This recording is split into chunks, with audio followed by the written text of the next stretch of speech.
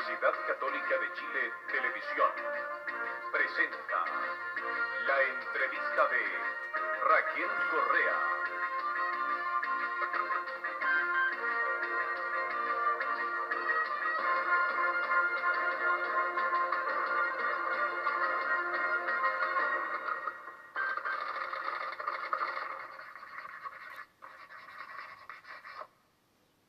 Buenas noches.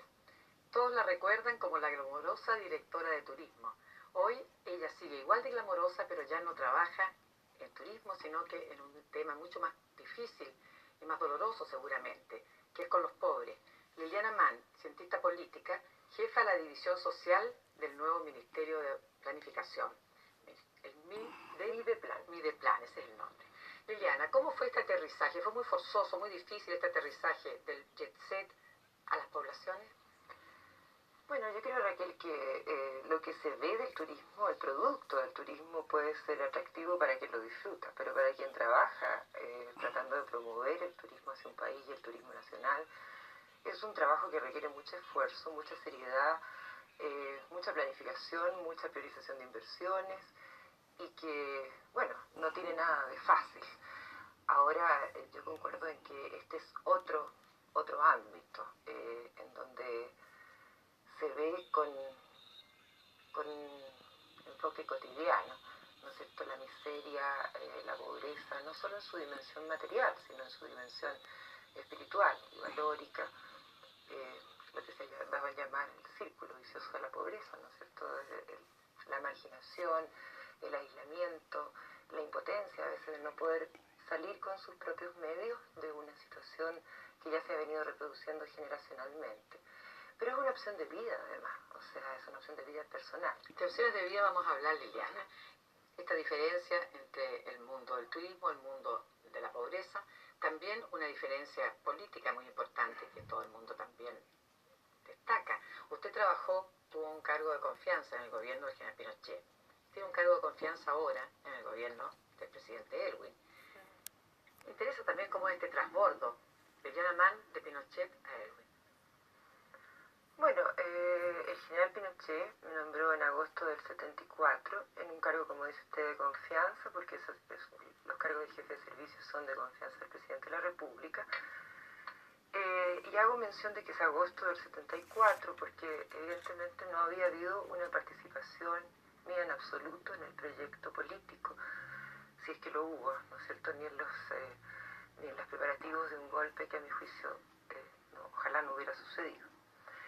En cambio, en este caso es bastante distinto. O sea, yo participo en el proyecto político previo. O sea, yo a partir del 87 participo plena y abierta y públicamente en la campaña, digamos, primero por el no, después dirigiendo a los independientes por Elwin. Y entonces es otro tipo de también.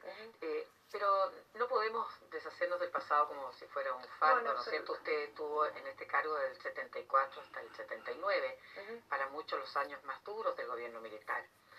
Quiero preguntarle, retrocediendo un poco a esa época, ¿usted estaba de acuerdo en que hubiera una intervención militar en el año 73? ¿La celebró?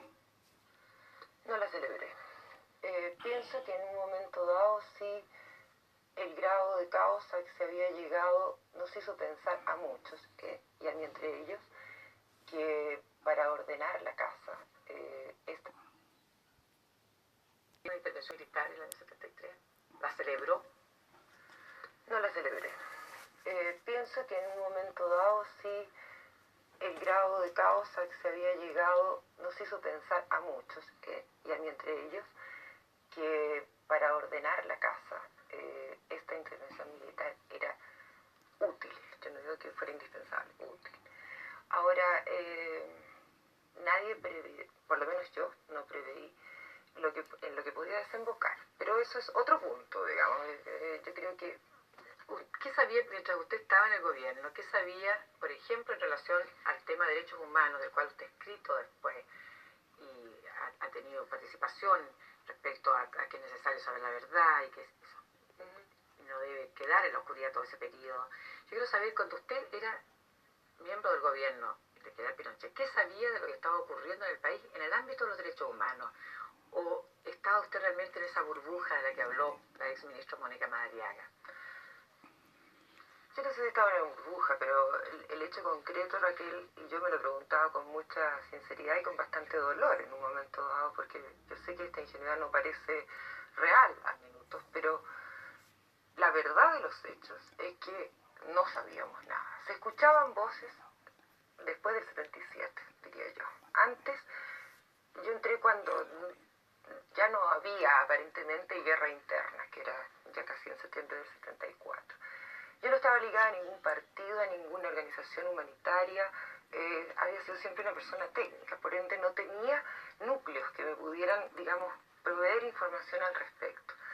Y desde el punto de vista del gobierno, si bien se escuchaban voces, sobre todo después del 77, también había mucho, por eso digo que no era una cápsula, no era una burbuja, pero habían muchos argumentos, demasiados argumentos que se daban en el sentido de que eran acciones reactivas que correspondían a defensa y no a una acción sistemática y, digamos, dirigida desde el gobierno. Usted, aparte de Perdón, y cuando supe algunos casos concretos, cuando tuve pruebas concretas, que ni siquiera fueron de muerte, con resultado de muerte, gracias a Dios, sino de amedrentamiento, de tortura, de vejación, incluso de un sacerdote, me fui. Porque yo creo que en ese tipo de disyuntiva, con un gobierno como el gobierno militar, no había otra opción que irse. En el momento en que uno llegaba a dudar. Llama la atención porque se va al año 79, o sea, ya pasaba el periodo más duro. Tan duro era que la amnistía se dicta para el 73-78, ¿no es cierto? O sea, es evidente que también en el gobierno, ahora usted tiene una relación personal con las Fuerzas Armadas, una relación familiar. Soy hija de un militar, a mucho honor, sí. Por cierto, y un militar que trabajaba como asesor de Pinochet. En el Estado Mayor Presidencial, sí. Eso es lo que hace que resulte como increíble o inexplicable el mantenerse desinformado, o era la falta de información que había en el país, era que de estos temas no se hablaba.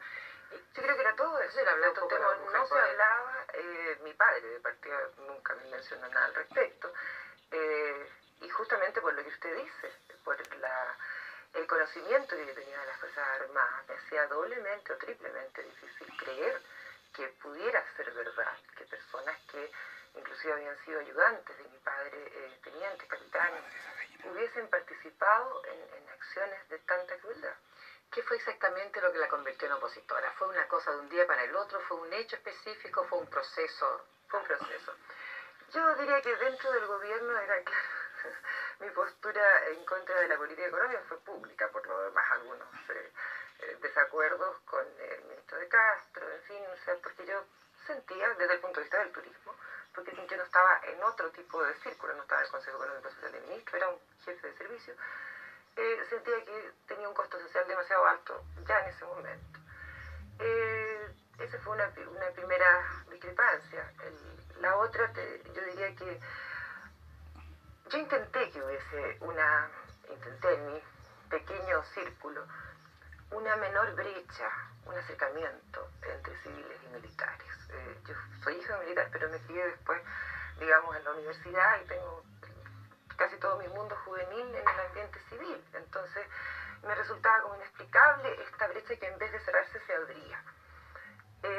Y por otro lado, yo creo que cuando un gobierno empieza a ser anti todo, empieza a ser por ser anticomunista, sigue siendo antipartidos, antisindicatos, anti-iglesia, anti-todo, anti-organizaciones sociales, uno se empieza a preguntar realmente si hay alguna voluntad de diálogo y de encuentro, y si efectivamente hay un proyecto político como para restaurar la democracia en la brevedad posible, que era el planteamiento. ¿Qué se respondió? Que no. Y entonces me fui, pero esto se fue acentuando, digamos, después. ¿Por qué se fue en silencio? ¿Por qué en su renuncia no dijo cuáles eran sus discrepancias, estas de tipo económico y estas otras? Porque ya usted ha reconocido, ha dicho, ya no le cabían dudas el 79 de que la violación a los derechos humanos era un problema sistemático y no una mera casualidad. Así es. Me fui en silencio por lo que después se me ha enrostrado como que no tuve, por un concepto de lealtad. Hacia un conglomerado, más bien, que había estado donde estaba mi padre, digamos, no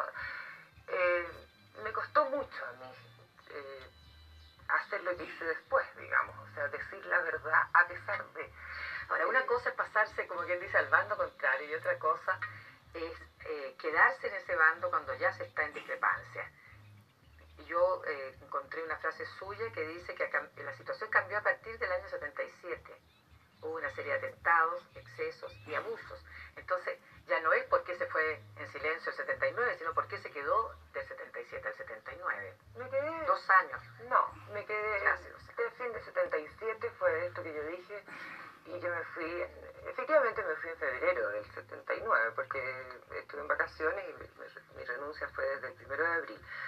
Ese año no me fui porque realmente tenía muchos problemas personales, o sea, esa es la verdad.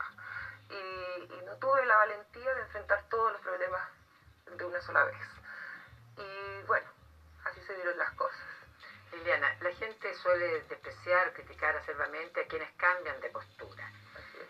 Se le ha tildado incluso de traidora, de desleal.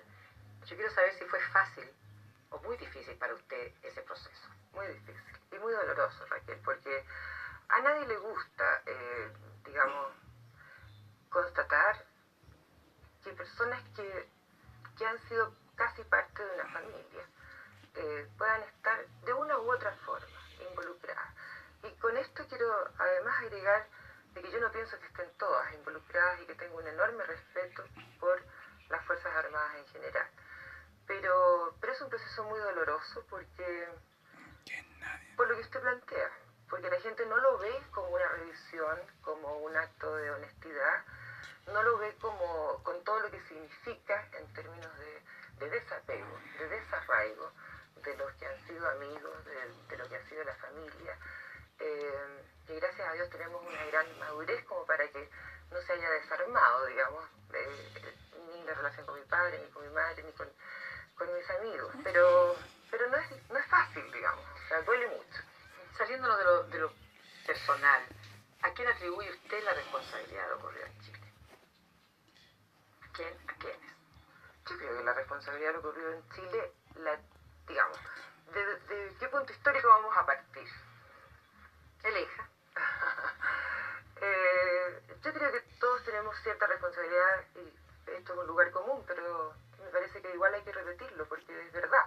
O sea, los que por omisión o por acción no buscamos cómo acercarnos, cómo entendernos, cómo encontrar una salida. Eso respecto a toda la situación global, ¿no es cierto?, que se desencadena y Correcto. llega a producir. Y después llega a producir este golpe. Respecto a los excesos y barbaridades de las cuales usted habló hace unos momentos, porque eso ya no es atribuible a causas muy remotas, es una cadena que se va desarrollando. Los hechos concretos, específicos. Yo creo que el responsable es el gobierno militar, claramente, digamos. Y esa responsabilidad puede tener matices, o sea, haber estado en conocimiento, no haber estado en conocimiento, que haya sido gente intermedia, que no lo haya sido. Pero hay una concepción global de cualquier gobernante, que es responder por su gobierno. Al hablar del gobierno militar, estamos otra vez aludiendo un poco a la institución. ¿Son las Fuerzas Armadas o está refiriéndose es un a la periodo cúpula del 11 de gobierno? septiembre del 73 al 11 de marzo del 90. Pero haciendo cortes en responsabilidades. ¿Está refiriéndose a las cúpulas de las Fuerzas Armadas? ¿Está refiriéndose? Eso es lo que no sabemos. O sea, yo creo que lo que hay que saber es quiénes fueron responsables de las violaciones a los derechos humanos. Y creo que eso sería enormemente tranquilizador, Raquel, para la gente que es parte de las Fuerzas Armadas. Hay mucha gente que en este minuto está sintiendo que sobre ellos pesa un hálito de sospecha, de cierta reticencia, de cierto mirarlos en menos. Y yo creo que sería muy valioso que se supiera quiénes son, no solo por el dolor que está conllevado, sino porque las propias Fuerzas Armadas estarían de alguna manera saneadas. ¿No piensa que es más fácil que ocurriera como en otros países, que trate de tenderse un manto de olvido, que se busque algunos casos, que se pongan algunas situaciones, que se reparen daños y que no se individualicen autores porque se ha hablado de una verdad innominada? ¿Qué piensa Liliana Mann de una verdad innominada? O sea, sin autores. Yo creo que la verdad siempre surge, Raquel. La verdad va a aparecer de todas maneras. Y entonces yo creo que es preferible enfrentarla de una vez. Es como en la vida, o sea, uno tiene en un momento dado que enfrentarse con su propia verdad y asumirla Y a nadie le gusta todo este proceso de encuentro, de osamenta, de dolor, de César, allá abajo, en el parlante no lo tiene, ¿ah? Así que búscalo aquí. ¿Escuchaste? Olvidarse en términos Tú lo dejaste globales, digamos, pero también hay... Y en la mañana no es para grabar.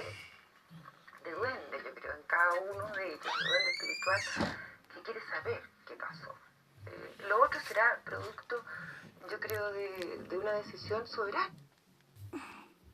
Pero cada uno de ellos, de duende espiritual, que quiere saber qué pasó. Lo otro será producto, yo creo, de una decisión soberana, por lo demás. Puede haberla, pero será decisión de todo un pueblo. Ahí.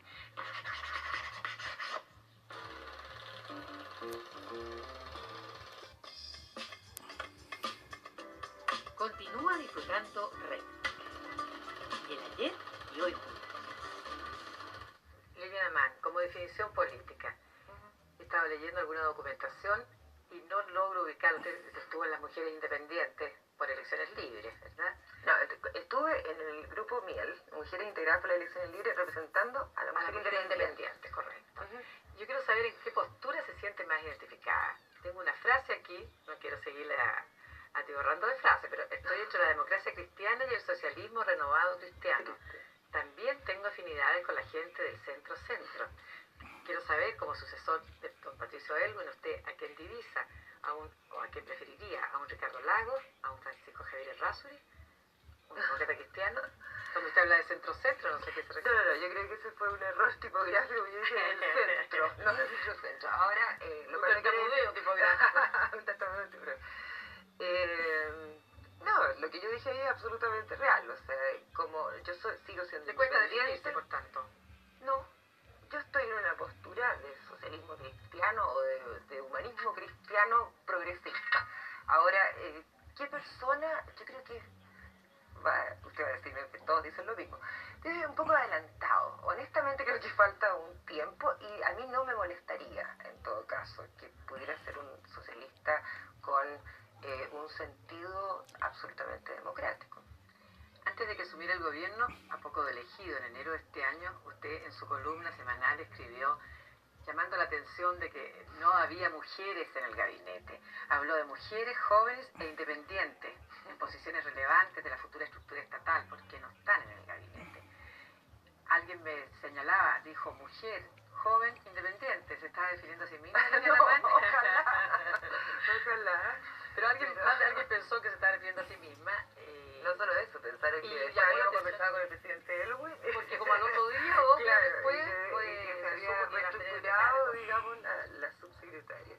No, yo pienso honestamente que en el caso de los independientes, la gran mayoría del país lo es.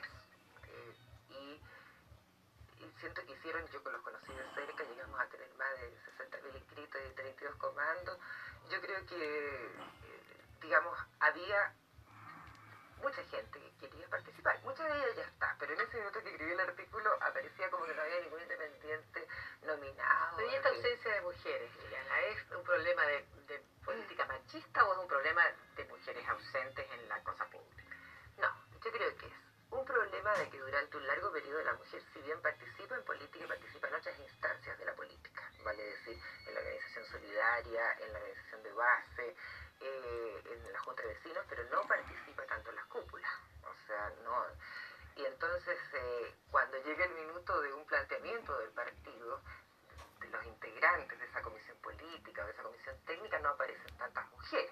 Y por otro lado, creo que sí es verdad que no existió como criterio el privilegiar a la mujer, o sea, en igualdad de condiciones, como existió en otros gobiernos, que en igualdad de condiciones se privilegia a la mujer para tener una presencia femenina. Pero de todas maneras creo que la alerta valió la pena. algunas mujeres hay. El punto de partida del gobierno, ya hablando de lo social, es que hay en el país 5 millones de pobres. ¿Asumen ustedes con ese diagnóstico? No, asumimos 5 millones de pobres, sí.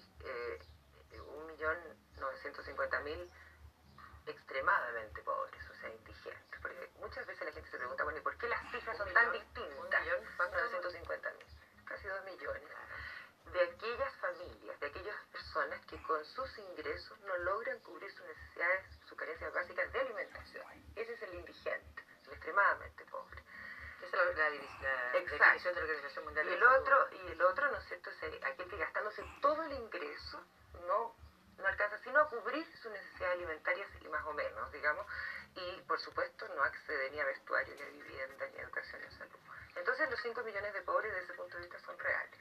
Liliana, ¿cree en esta política asistencial que parece anunciarse, se aumentan recursos, se focalizan recursos, o cree más bien que a través del trabajo y del desarrollo las personas logran una forma digna de vida y no tienen que estar recibiendo litros de leche o kilos de harina? Yo creo que todos Subsidios. tenemos como ideal lo segundo que usted plantea, evidentemente, que es la inversión en capital humano. Pero yo no le tengo miedo a la palabra asistencialista, Raquel. Yo creo que cuando una persona está con hambre, está desnutrido, cuando una madre tiene a su hijo con enfermedades graves o a un anciano, digamos, muriéndose, la acción asistencialista, que hay gente que la dice así como de lejos, a mí no me preocupa, al revés. O sea, Es yo creo que urgente. es urgente y uno no puede responder con políticas a largo plazo a circunstancias dramáticas Eso lo del decía momento, pensando del un hoy. poco en aquello de regálenle un pescado a un pobre o O enséñele enseñar a a pescar. pescar. Evidente que enseña a pescar, pero entre tanto le enseña a pescar. Se muere de Si hambre. esa persona se me cae porque le estoy enseñando a pescar y está desnutrido y tiene frío y vive en el barro y en promiscuidad y en hacinamiento, bueno, no va a tener ninguna posibilidad de atender a mi enseñanza para que aprenda a pescar. En muchos aspectos este gobierno ha tomado como la bandera del gobierno anterior en algunos campos, en lo económico, en las exportaciones. Usted en lo social diría que el gobierno anterior quedó muy deficitario porque se ha hablado de la gran deuda social que dejó el gobierno militar. Yo creo que el gobierno anterior hizo un esfuerzo sistemático y bastante coherente desde el punto de vista de su enfoque político, que consistió básicamente en la focalización del gasto social en solucionar algunos problemas, la desnutrición, y por eso que uno ve que las tasas de mortalidad evidentemente disminuyeron. ¿Discrepa con ese criterio usted? No discrepo. Creo que hay que complementarlo como se está complementando ahora con un criterio de integralidad en la acción, en que no es solo, digamos, focalizar el gasto sectorialmente, sino que integralmente atender a los más pobres. Siempre me recuerdo una frase de Galeano que decía que los pescadores colombianos le dijeron que a ellos les gustaba un enfoque sentipensante. Yo creo que ese es un poco el enfoque de la política social para no llevarlo a los criterios Estoy pensando en objetivos. que sentir, O sea, sentir, pensar, es sentir, entender pensar. con el corazón y con el pensamiento, con la técnica y con la participación de la gente. Pero haciendo un paralelo entre esa política de desarrollo, su antecesora, Patricia Mate, usted, ¿cuál es la gran diferencia que hay entre uno y lo otro, aparte de que antes dependía de la Presidencia de la República y ahora De Mideplan. de Mideplan? Es que Mideplan es el ministerio que coordina las políticas sociales, entonces, ¿Pero digamos, ¿cuál es no la tiene diferencia, nada de malo. la diferencia aparte de esa de dependencia? El concepto de integralidad, en primer lugar, que yo le mencionaba, el concepto de equidad, que es favorecer a los más pobres, pero sin quitar nada a los sectores medios y sin pretender... Bueno, que- pero para favorecer a los más pobres se partió por hacer una reforma tributaria que le quita a los sectores medios.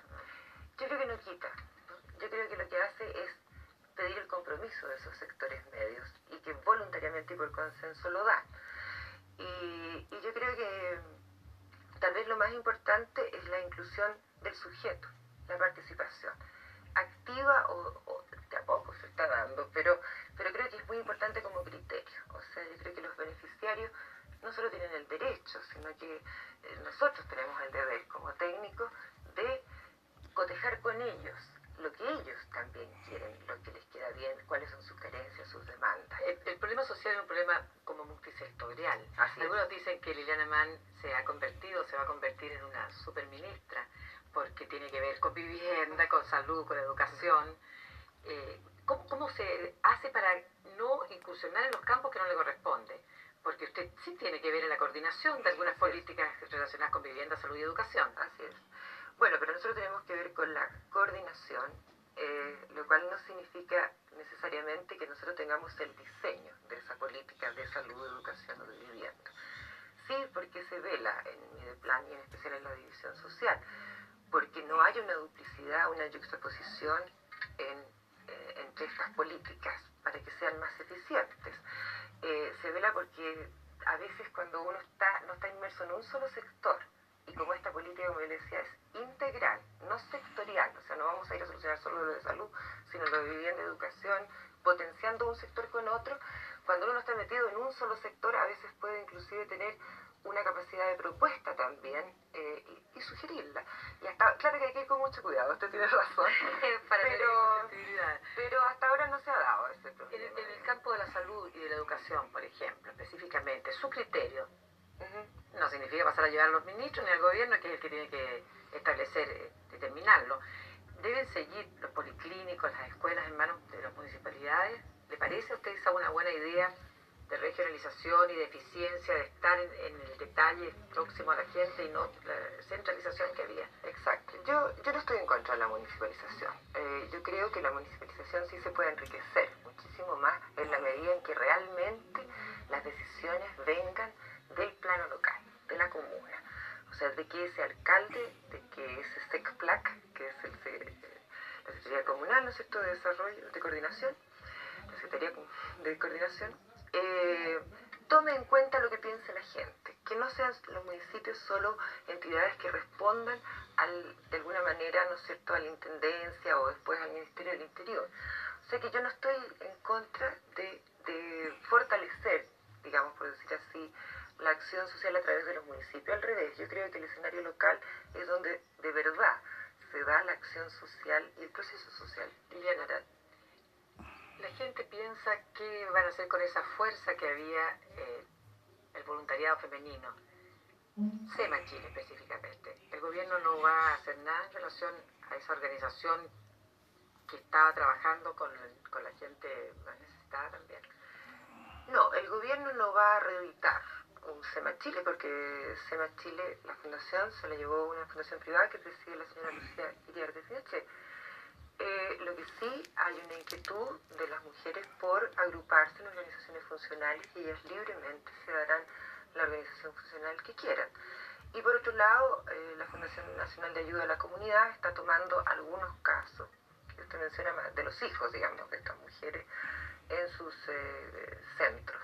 Cuando se habla de lo social, algunas personas pueden pensar que es algo muy vago, muy romántico. No, son 2.000 millones de dólares gasto social. Así es. En el presupuesto, el ministro Sergio Molina anunció hace unos días que se había aumentado en 336 millones de dólares el monto del gasto social para este año, que nunca en la historia del país se había invertido tanto en lo social. Mi pregunta es, ¿cómo van a impedir que esto se utilice políticamente? ¿Y por qué debe utilizarse políticamente? No, podría utilizarse políticamente porque hay recursos, porque se llega hacia las comunidades de base, porque se está en la presencia y eso podría aprovecharse políticamente en el sentido electoral. No, lo que pasa ¿Cómo es que se evita no me eso? haga buscar lo que No, pasa sí, es que el gasto social, hablando en serio, era uno de los más bajos, ¿no es cierto? Ha ido decreciendo. Y el año 89 el gasto social del presupuesto fiscal era muy bajo, en salud, en educación, en vivienda. Entonces esto se complementó tanto con recursos provenientes de donaciones extranjeras a través de la Agencia de Cooperación Internacional y de FOSIS, como de la reforma tributaria.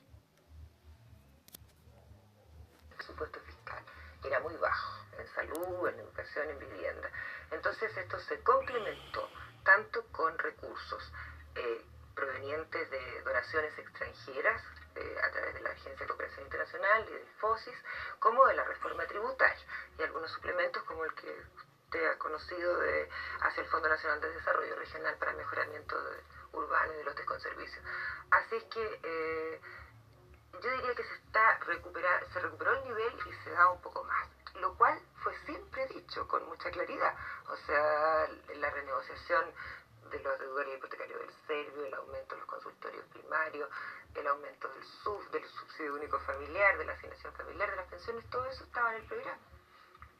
Yo le agradezco mucho, Liliana, que nos haya acompañado y nos haya explicado su trabajo y te deseamos mucha suerte también. Muchas gracias. Con ustedes la próxima semana.